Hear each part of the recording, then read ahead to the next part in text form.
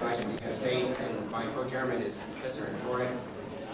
We're going to start with a very brief announcement by John Armour. I think John has some things he'd like to cover.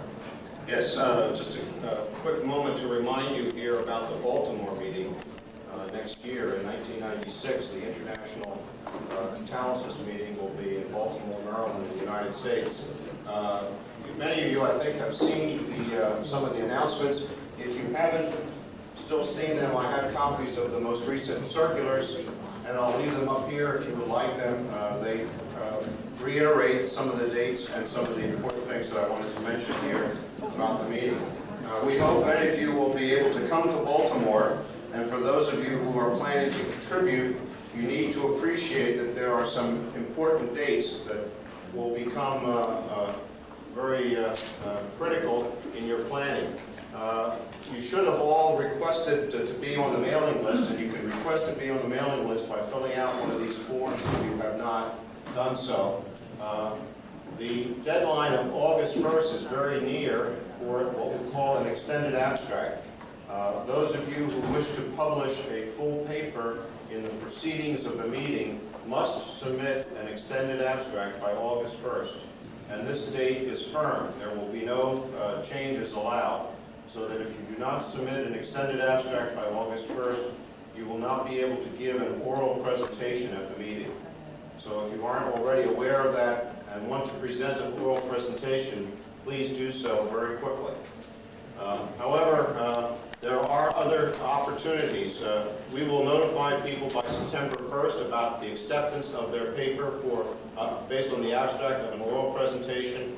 And then by November 1st, we want a deadline for the abstract, for the full manuscript for the oral presentation. This is because we intend to publish this paper as part of the meeting's proceedings when you arrive in Baltimore. So it is important to have the paper submitted. It will be refereed as a regular manuscript, and we are asking that people not publish this work elsewhere if they intend to submit it as a manuscript for the proceedings of the meeting. The other key date in red here is January 1st. Those of you who may still want to make a presentation in the form of a poster can wait until January 1st to submit an abstract for the Baltimore meeting. So you may, we will have two very large auditoriums for poster presentations, and this will give you another opportunity to present your work in poster form. And in this case, all you need is an abstract. There is no formal manuscript that will be required for publishing your work in the form of a poster. And we will notify people in about 15 days about the acceptance of posters, and then the registration information will be distributed by February 1st. And then finally, the deadline for registration, we are asking people to notify us very promptly by April 1st that they intend to go to the meeting, because we need to spend a lot of money in order to assure that we have very good facilities for the meeting, and we need to make arrangements in advance. So we will charge a higher fee for late registration. So be sure that if you intend to go, that you submit your registration before April 1st. And finally, we look forward to seeing all of you here in Baltimore on the end of June and in the beginning of July. That's all I have to say. Okay, thank you, John. Is that really a poster accepted when you go through the proceedings?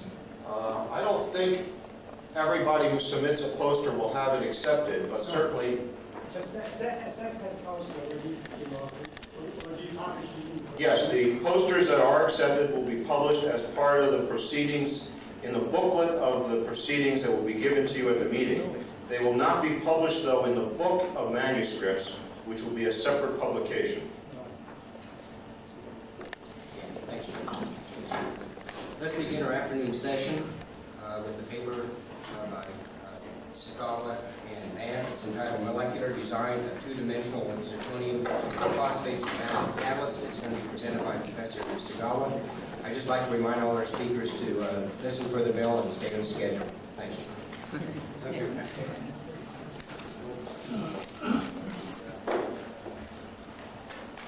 About treat another. You have another one. This is almost dead.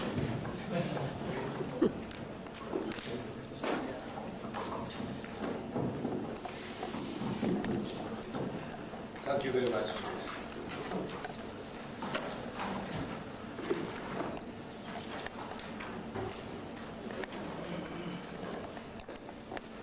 Today's my talk is molecular design and two-dimensional zirconium phosphonate.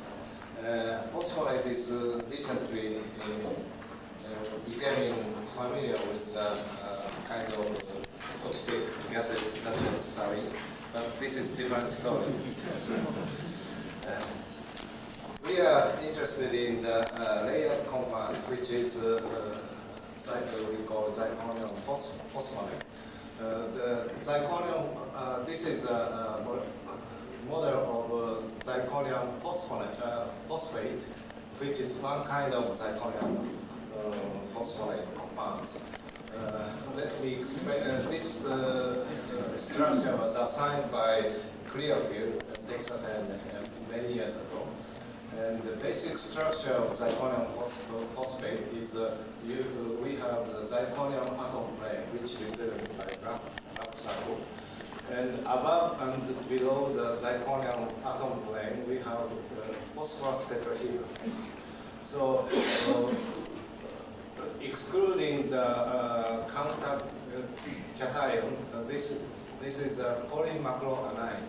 In order to compensate the polymacroanion, we have the proton as a starting material, and also this side is a cation exchangeable side. Interlayer this spacing, zirconium atom plane distance is 7.6 angstrom in this case. However, in case of zirconium phosphonate, we studied many years ago, this material is not accessible for the reactant molecule as such, if we are going to use such a catalyst, because of narrower interlayer this spacing. So we switched to the studying the zirconium phosphate to zirconium phosphonate. We have several kinds of alkyl group can be utilized in between interlayer spacing. For instance, we have alkyl group, or you have OH group. In this case, this is zirconium phosphate. However, we can introduce this CH2CO carboxylic acid group or sulfonic acid group also. We call this type of compound